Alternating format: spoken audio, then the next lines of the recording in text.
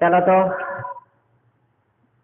ગુણોત્તરના આધારે દાખલાની રકમ આપેલી તો દાખલાઓની ગણતરી કરીએ. આપેલા લંબચોરસનો ગુણોત્તરનો લંબાઈ અને પહોળાઈનો ગુણોત્તર શોધો. લંબચોરસ છે, આ જે છે પહોળાઈ અને આ જે છે લંબાઈ. પહોળાઈ કેટલી છે? 6 સેન્ટીમીટર. લંબાઈ કેટલી છે? 9 સેન્ટીમીટર. એ લખી નાખીએ ને આપણે, એટલે યાદ રહે. લંબાઈ અને પહોળાઈ કીધું શું છે? લંબાઈ અને પહોળાઈનો ગુણોત્તર. પહેલા કોને કીધું છે? લંબાઈનો એકમ. એટલે પહેલા લખી નાખીએ આપણે લંબાઈ ભાગ્યા બીજા નંબરમાં કોને કીધું છે? પહોળાઈ. અહીંયા લખીએ પહોળાઈ બરાબર લંબાઈ કેટલા મીટર છે? 9 સેન્ટીમીટર. અહીં લખી નાખીએ 9 સેન્ટીમીટર. પહોળાઈ કેટલી છે? 6 સેન્ટીમીટર. 6 સેન્ટીમીટર. હવે શું કરશું? ઉડાડશું. 3 દુ 6, 3 તારી 9. હવે શું થશે? 3 ઉડી જાય. બાકી શું વધે? 3/2. શું વધે? 3/2. જવાબ શું થશે? પહેલા કોની વાત કરી છે? લંબાઈમાં. લંબાઈમાં કેટલા મળ્યા આપણા? 3. પહોળાઈમાં કેટલા? 2. જવાબ આપણો 3/2. જવાબ શું મળ્યો? 3/2.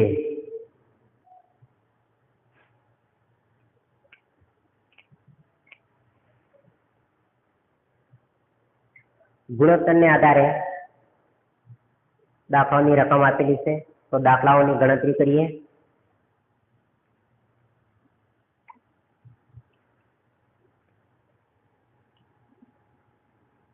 એક ટોફીની કિંમત 50 પૈસા છે.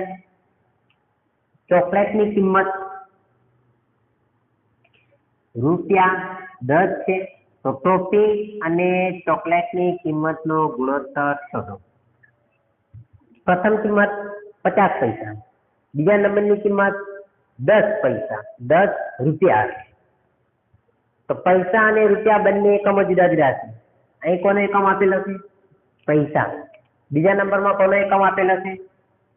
રૂપિયાના. બંને એકમો જુદા જુદા છે એટલે પહેલા તો આપણે શું કરવું પડે? બંને એકમો સરખા કરવા પડે. પહેલા કેટલા છે? પ્રથમ કિંમતમાં 50 પૈસા.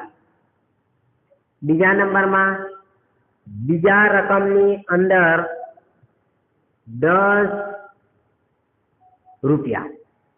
તો આ જે રૂપિયા આપેલા છે એ રૂપિયાને આપણે પૈસામાં કન્વર્ટ કરવા પડે.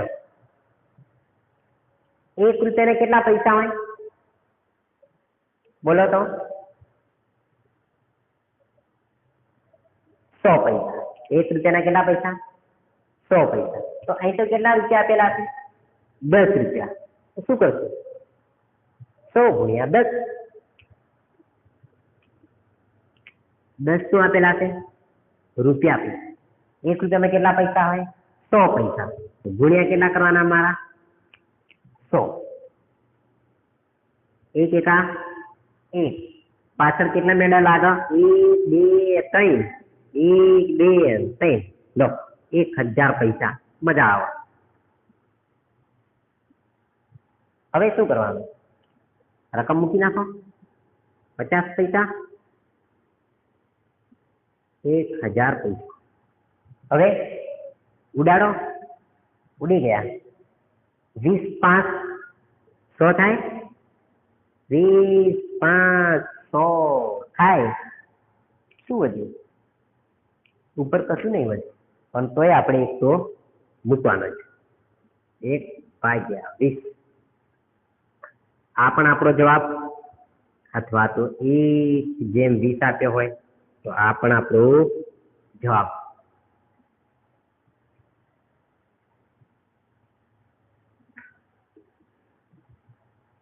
શાળામાં વર્ષમાં 73 રજાઓ હોય છે.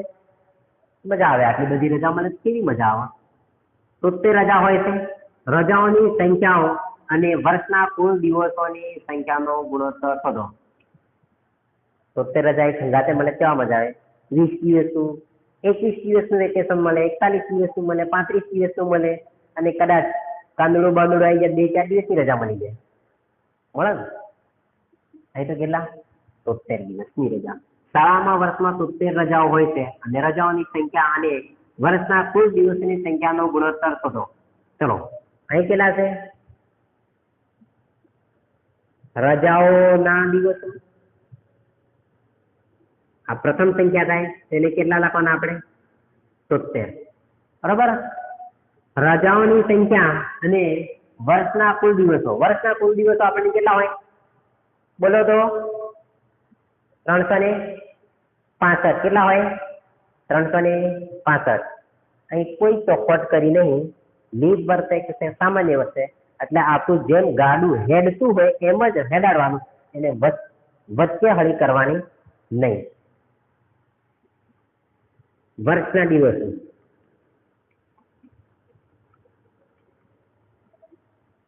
365. 365 અને 73 મારી નાખશો. મજા આવે? 73 ઘડિયો આપણે જવા દઈએ ને, પણ વાસ્તવમાં એવું કહેવાય કે 73 ઘડિયો જે અને છેલ્લો અંક આ સરખો બંધ બેસે એટલે કે એકમનો અંક. કયો અંક? 73 ઘડિયાનો એકમનો અંક અને આ જે 365 જે છે એ એકમનો અંક બંધ બેસે તો એ જ આપણો ગુણાકાર બને. કઈ રીતના? ચલો 73 એકા 73, 73 દૂના 73, 3, 74, 73, 5. ઘડિયો પૂરો થઈ ગયો. આવડે 73 ઘડિયો? નહીં આવડે. ભણ્યો જ પહેલી વાર હે. 3 એકા 3. અહીં 73 તો 3 દુ 6, 3 તારી 9, 3 4 12, 3 5 15. 365. તમે આ બાજુ આવી જાઓ ભાઈ. આવી ગયા. ચલો આમાં એકમનો અંક બેન બેસે છે? નહીં બેસે. તું નહીં આવે ભાઈ. આ 5 અને આ 6 બંધ બેસે છે? નહીં બેસતો. આ 5 આ 9 બંધ બેસે છે? નહીં બેસતો. આ 5 આ 2 બંધ બેસે છે? નહીં બેસતો. આ 5 અને આ 5 છેલ્લે આવી ગયા. તું આવી ગયો ભાઈ. બંધ બેસે. ગુણાકાર કરી દેવાનો તાનો. 365 ગુણ્યા 5. અરે 70 ગુણ્યા, સોરી હો, બધું ગયું.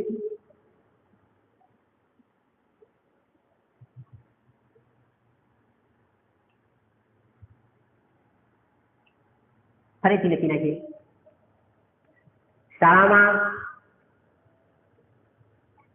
વર્ષની 70 રજાઓ આવે છે. રજાઓના દિવસો અને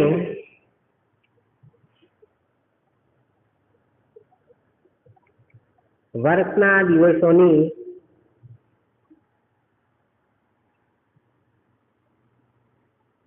ગુણોત્તર શોધો.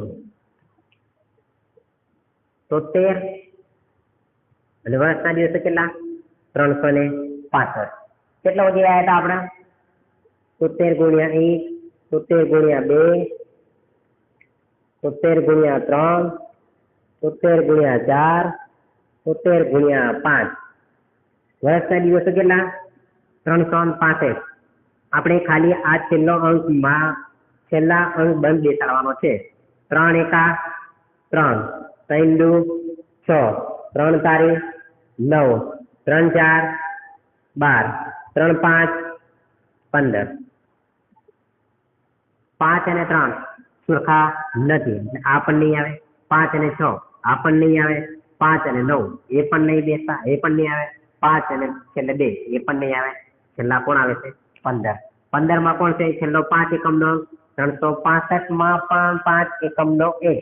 બંને એકમના એક અંક સરખા છે અને 73 ગુણ્યા 5 કરશું તો આપણને 365 મળશે. કરી દઈએ. 73 ગુણ્યા 5, 5 તારીખ 15, 15 નો પોંચડો વધી પડી 7 5 35, 35 ને 36, 365 આવી ગયા. બરોબર. 73 એકા 73, 73 ગુણ્યા 5 તો 365. આ 73 ઉડી ગયા, આ 73 ઉડી ગયા. વધ્યો શું? 1/5. 1/5 આ શું મળ્યો? આપણો ગુણોત્તર. શું મળ્યો? આપણો ગુણોત્તર.